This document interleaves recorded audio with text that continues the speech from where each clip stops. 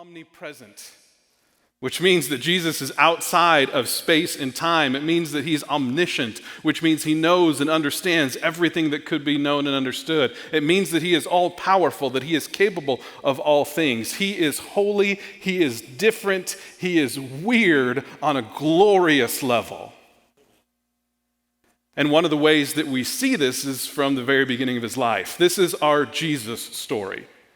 Now, here's where I need you to engage and interact with me. When I say Jesus story, because we're going to bring this up like every time a person's standing on the stage, they're going to bring up a Jesus story. Here's what I want from you. When I say Jesus story, I want you to shout out, Jesus story, just like that.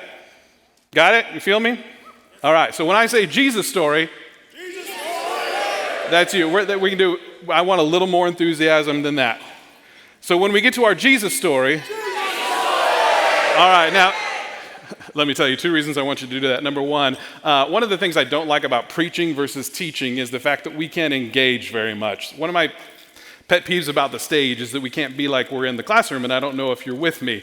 That helps. Number 2, I'm kind of secretly hoping that when it comes to like our evening speakers that they don't know that you're going to do this. And so if they say Jesus story and you scare the crap out of them, yeah, that's going to be a lot of fun for me. So I'm glad you're with me on this. But our Jesus story for today, there it is. You're catching along, comes from Luke chapter 1 and 2. We know this as Christmas. We know this as Mary and Joseph in the manger. We have this incredible humble moment where God is coming into the world among people that he shouldn't, of shepherds and no place to stay, and things that in all the glory and honor and holiness that God is shouldn't be, yet breaks through this moment of holiness where angels appear and praise is given, and the greatest worship set, no offense to Eric and his crew, but the greatest worship set you've ever seen in your life. And we're familiar with that story, and we know that one. But I want to point you to one that comes a little bit earlier in chapter 1, where Gabriel, the archangel, and Mary are having a conversation where Gabriel's just like laying out the plan of what's going to happen, where the Messiah is going to come and the Son of God is going to be in human flesh. And one of the very first descriptions of who this guy is, chapter 1, verse 35, he says, "So the Holy One to be born will be called the Son of God." What I'm trying to point you to is that one of the very first adjectives, descriptors, explanations of who Jesus is that he is holy. Now, with that holiness comes consequences. If you are that thing, if you are greater, if you are above, if you are bigger, with that comes authority. With that comes the right to rule. And if we're honest with ourselves, that's where we begin to chafe. That's where we begin to have difficulty. That's where we begin to think, I don't want someone to take that control. I don't want someone to tell me how I'm going to live. I don't want someone to be that in my life, and we fight against it.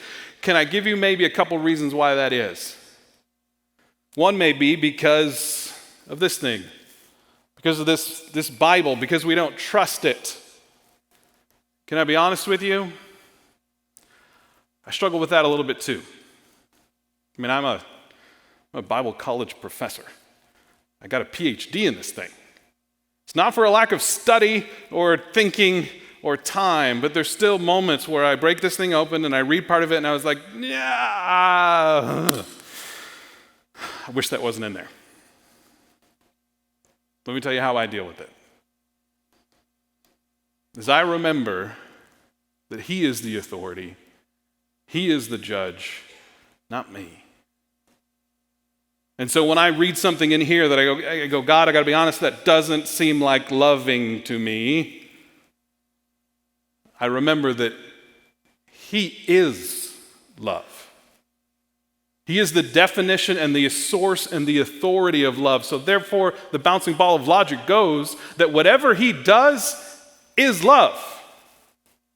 And whatever he says and whatever actions and decisions he makes is the definition of what love is. I don't have the right to take my understanding of that term that I probably got from Disney more than anything else and judge him accordingly. It's 2 Samuel chapter 2, verses 2 through 3, where it says, "There is no one holy like the Lord. There is no one besides you. There is no rock like our God. Do not keep talking so proudly or let your mouth speak such arrogance, for the Lord is a God who knows. And by him, deeds are weighed." Second reason why we may struggle with giving God the authority of our lives is because we just don't trust him. Because things have happened in our lives. Trauma and tragedy and heartache that God, for whatever reason, didn't prevent. And so we question, who is this guy after all? Can I recommend to you what's helped me? It's the book of Job. The story about a guy who went through terrible, awful things with God's permission. And he spends most of the book with him and his buddies lamenting and expressing that anger and getting out all this stuff. And then at the end, God answers him in a way that on its surface honestly comes off a little bit harsh and cruel.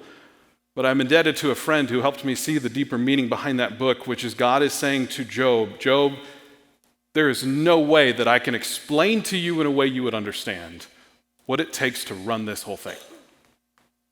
It'd be like explaining trigonometry to a cat. It's not going to happen. So instead, Job, this is what I need you to do. I need you to trust me that the way I'm doing it is the way it has to be done. Just trust me on that. I can't make you understand why. So trust me that the way I'm doing it is the way it has to be done. And those are powerful reasons. And those are part of why we chafe against that trust. But I think the biggest one is that we just simply fail to receive his love. One of the greatest metaphors I've ever heard for God's love is it's like a rushing river that is just in all its power and might rushing towards you. And it wants to just overwhelm you, and it wants to saturate you, and it wants to drown you in that love. But there's stuff in the way. And there's things and traumas and difficulties and blind spots and all this stuff that's blocking that river from overwhelming you. And one of the great works of our life is just taking that stuff away. You don't have to go search for God's love. You don't have to seek it and find it. It's already there and trying to get you. Just remove the obstacles that are preventing it from happening. And what we're going to do this morning is one practice to help in that. It's a practice called Examine. It comes from a guy named Ignatius. It's a time of just silence and rest when we consider what God has to say to us. And so this isn't a normal exam, and I'm going to be honest with you. We twisted a little bit to make it fit for this week, but this is how it's going to go. I want you to put yourself in a posture of listening. That could be like we've done before, with your hands out in front of you. It could just be relaxed in your seat. It could be kneeling on the ground in front of you, but a posture of listening to God, whatever way that works for you. I would highly recommend, though, closing your eyes and just sitting in silence, the language of spirit. And what we're going to focus on today and every morning are these two core questions. Number one, what am I holding on to?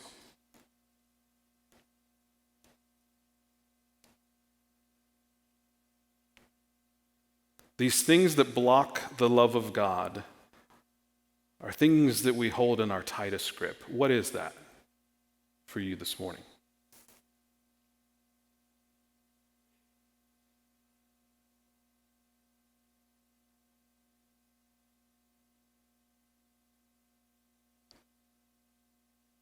When you consider giving God the authority in your life, what do you feel? Is it fear?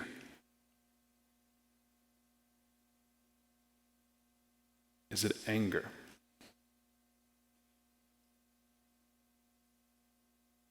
Is it doubt?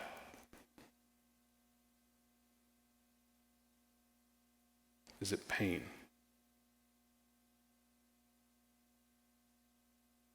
Is it relief? Is it joy?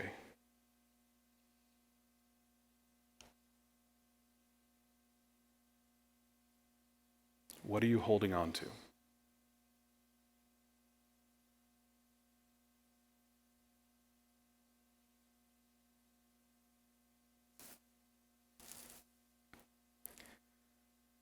And then the second question, which is much like the first, is simply, what is Jesus calling you to let go of?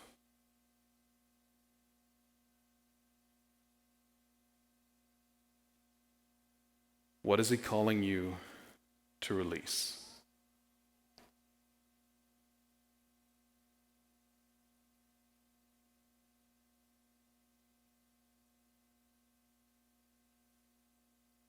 Is it that terrible thing that happened to you that winter night?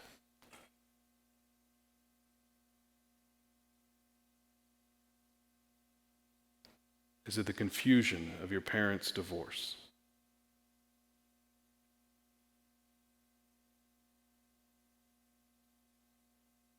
Is it the expectations of what everyone thinks you're supposed to be?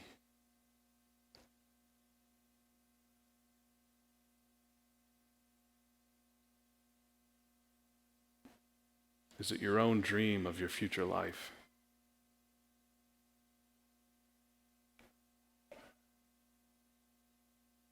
What is Jesus calling you to let go of?